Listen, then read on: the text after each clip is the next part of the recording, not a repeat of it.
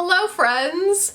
Welcome! Oh, today we're doing a coffee talk and it's kind of a topic that's been long overdue, like a year overdue, and people ask me about it and I don't really talk about it, and I feel like I want to sit down and talk about this because I think a lot of people feel the exact same way but just don't realize it, and I'll kind of get into what I mean by that in a second.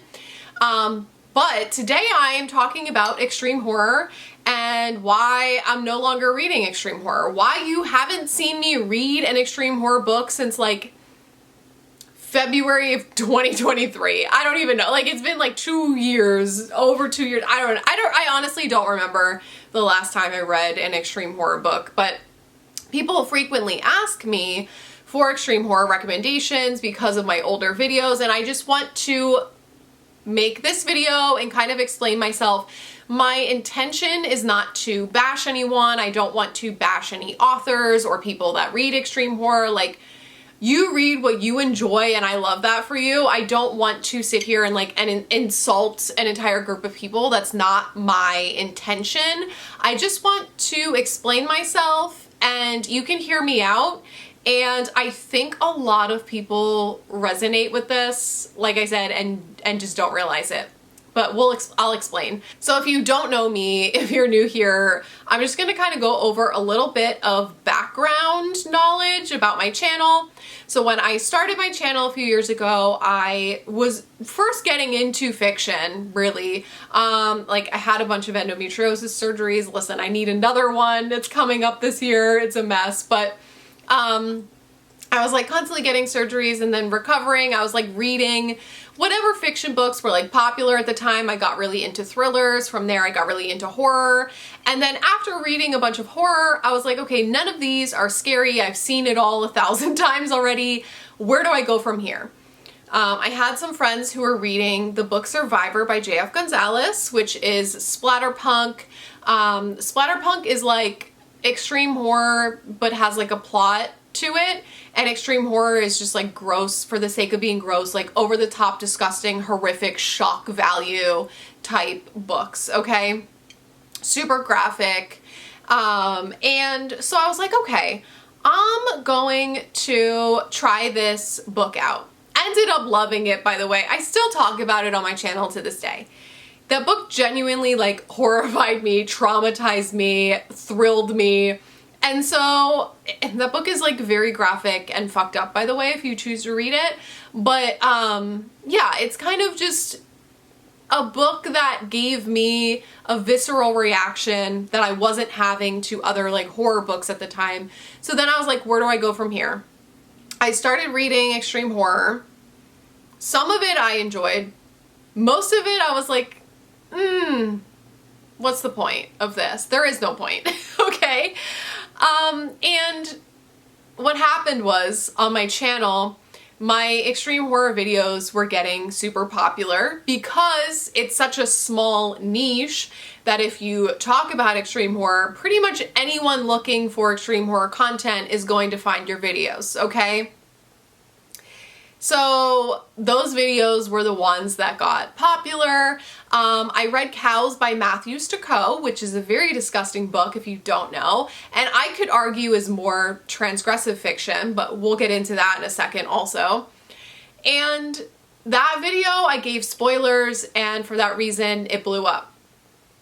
So a lot of my subscribers when I first started were from my Cows video, and still to this day, a lot of my subscribers come from my Cows by Matthew Stokoe video because you can check the analytics on YouTube, right, as a creator. So I'm like, okay, I'm getting a lot of traffic from this Cows video, and people were asking me, what other disgusting books do you recommend? Where do I go from here? Blah, blah, blah. So I started reading more disgusting literature because that's what people were asking me to do on my channel. So I kind of felt like I was forced into this niche where now I was like the extreme horror girl and had to pump out extreme horror content in order to stay relevant and make money. Do you see what I'm saying? So after a while, after a few months of this, I was like, there's a lot of trash that I'm reading. And sometimes I was afraid to say how bad it was because you become familiar with these authors and these people, and some of them are really nice to you, and then some of them have ulterior motives because they're awful people, and you almost become like, not that I've ever been one to like hold back from what I'm saying or be like scared, but some of them are a little scary. I'm not gonna lie. Like when we look at extreme horror as a genre, like there are so many authors that are just terrible people. And that's the thing. You can separate the art from the artist as much as you want, but there are always going to be those people who are in your personal space. It's like, now I know you. It's like you're working with a coworker you hate and you have to like shit talk them every day to their face. Like that's how I felt coming on here and reviewing these books. And it's like, you can ignore it all that you want. You can separate the art from the artist. You can pretend like this person's not going to watch your video, but like, you know that they are. And it just became like, my space is being invaded. I need boundaries. I don't want these like weird relationships with these authors, right? Like I want them to leave me alone. I want to read. I want to openly and honestly review books. I don't want authors like in my space. And I think that's the problem with extreme horror, is that most of them are indie authors. They're sitting online all day. They know who you are because not many people know who they are. And it's just very uncomfortable because when I read, you know, a Riley Sager book and shit talk it, he's very popular. He's not watching my videos. He doesn't care if he is watching my videos. Like, he's not gonna come harass me. You know what I'm saying? So yeah, it's just a very uncomfortable space when people know who you are, honestly. And it got to a point where I was reading nothing but trash for the algorithm. And for every 10 extreme horror books that I would read, probably like 9 of them were trash. I would maybe enjoy one of them. So I sat down and had an honest look at myself, and I was like, why am I reading this content to begin with? Which is a question I think everyone should be asking. And it's like, most of the time it's because you're processing your own like trauma and just like fucked up things happening to you. So you almost want to see like other people in pain or like going through it because it makes you feel better about your life. That's kind of my reasoning at the time. Like I was going through all these surgeries and medical trauma and just, I don't know, just personal life stuff, right? And it was almost like therapeutic to just read like shitty horror where like terrible things are happening, right? And I was talking to someone on Instagram. I actually got a really sweet message from a girl. I'm sorry, I don't know your name, but hi if you're watching this. And she was like, oh, I'm really excited to find out that you've been reading like literary fiction and classics and different books because I remember you as like the extreme horror girl on YouTube. And she's like, I used to read extreme horror and I won't read it anymore because she like was going through like an abusive relationship and she wanted to see other people hurt. And so we had this conversation where it's like, oh my God, yes, it's literally a way to like process your trauma. And sometimes authors write books like this to process their own trauma. And like, I get it. I'm not going to sit here and be like, everyone who reads and writes extreme horror is a bad person. That's not the case. But there are a lot of bad people who read and write extreme horror. Like, let's be real. Let's look at all the authors who have done terrible things and the readers who do terrible things. Like, the amount of men who have harassed me online because I look a certain way and was reading extreme horror and still to this day treat me that way. And it's like, let's be real here. But like, I also realize, you know, general horror, literary fiction, classics, these people suck too. Like, I'm not going to sit here and point the finger, but it does get to a certain point where sometimes you wonder, like, what the fuck is going on here, right? So like I was saying, after reading nothing but trash, I sat down and had an honest look, and I was like, the few books that I genuinely love and I'm sitting here like raving about, what do they have in common? Most of them have a plot, are well written, have maybe some kind of meaning or depth to them, maybe not, maybe they do. The bottom line was, I like well-written books that have a meaning and a purpose. What is extreme horror? Meaningless violence and gore for shock value. So I was like, do I even like extreme horror? The answer was no. I've discovered that a majority of the books I was calling extreme horror were actually not extreme horror. They were mostly transgressive fiction and things alike, okay? My next point. I think a lot of people feel the way that I do and don't realize it, because I'm using Instagram as an example. I am constantly seeing people on Instagram recommending extreme horror books that are not extreme horror. They are like transgressive, or they're more like literary fiction and just have like disturbing elements to them. I don't think as many people like extreme horror as we think, okay? I think people are just looking for something that's more shocking and disturbing. Maybe you like gore, that's fine. But I honestly don't think extreme horror is what most people are looking for. I've been reading a lot of like more transgressive books on my page and recommending them, and listen, most authors do not call themselves like, oh, I'm a transgressive fiction writer. Their books just are transgressive.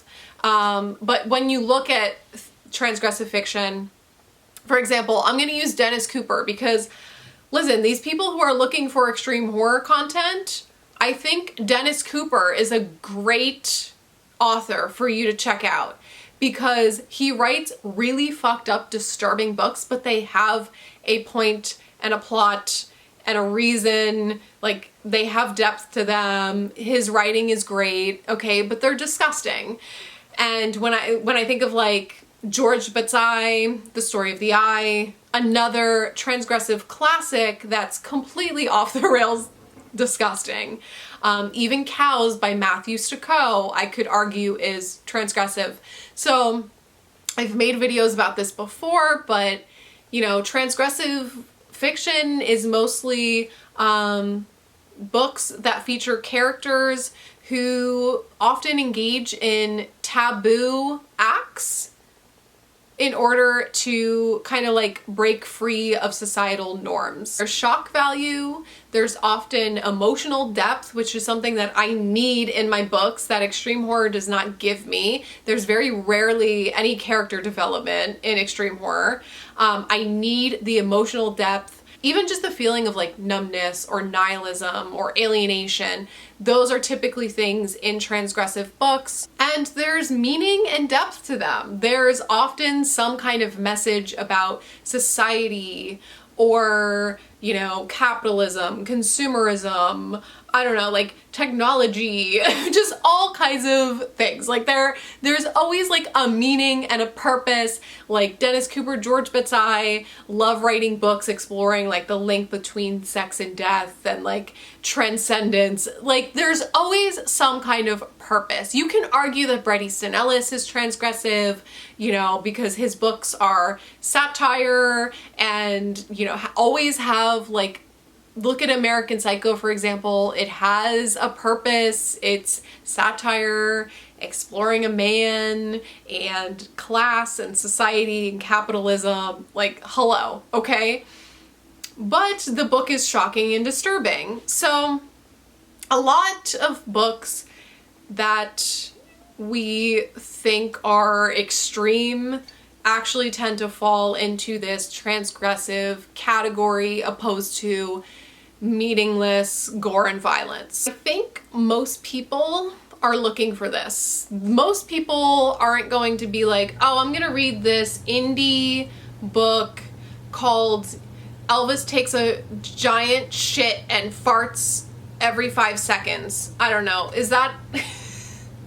That's probably a book title. Eric's Erectile Dysfunction and Other Challenges, and it's just like a guy sticking his dick in like jars of peanut butter to try to like fix his erectile dysfunction, and then he starts sticking it in corpses. I don't know, like most people are looking for like meaning and depth and good writing, right? Like I can't tell you the amount of times I had to freaking read an indie horror book that was like clearly not edited. And I was like, why am I doing this to myself? Why am I doing this for engagement? It's fucking stupid. I felt like a middle school teacher. So like, I just wanted to sit down and get this off my chest because a lot of people still like constantly reach out to me like, I love your extreme horror videos. Can you recommend me extreme horror books? Like, let's talk about extreme horror. And I'm like, let's not, because I actually like, I am so far removed from that space that I genuinely have no idea who's reading what, who the big authors are, what the big books are. Like I don't care. I don't know about it because I've mainly just been reading like literary fiction, classics. I do still read some general horror, some thrillers, a lot of satire, a lot of transgressive fiction, like just, you know, a mixture of every other book under the sun. I just wanted to sit down and be just like transparent and honest. Like, this is where my head is at. I think a lot of people feel the same way. I've had a lot of my friends recently decide to never read extreme horror again. Like, all of them are reading lit fic, or like I said, books like Dennis Cooper, and they are like, oh, why was I ever reading extreme horror to begin with? A lot of people are having this realization, and like I said, that's why I wanted to sit down and talk about it, because I think a lot of people like don't even realize that this is how they feel. And at the end of the day, like, there have just been so many horrible things happening with that space online. It's like every day you find out, oh, one more is a pedophile, a rapist, a predator, a sex offender, a criminal, this, that, and the other thing. And it's just like not something that I want to be engaging in. I don't want to be entertaining it. I don't want to be entertaining these people. And like I said earlier, yes, shitty people are everywhere, but something hasn't been sitting right with me for a long time, and that's the point that I'm at. So yeah, maybe this will make me lose like tons of subscribers. I don't know. Like I said, I think I'm reading a lot of books that people looking for extreme horror content would enjoy, but they just don't realize it. Like, I still think that I'm reading books that you would enjoy, but they might be more challenging to read, or they might make you think, and like, honestly, that's probably a good thing. I think it's important that people learn and grow, and I've changed a lot, and I think change and growth is a wonderful thing. I think it's completely normal. I think if you're stuck reading the same books over and over and over again for many, many, many years, first of all, I don't know how you don't get bored, but second of all, how? Because I think our like reading level and just our taste in general changes and evolves and grows. And I'm not saying I hate horror.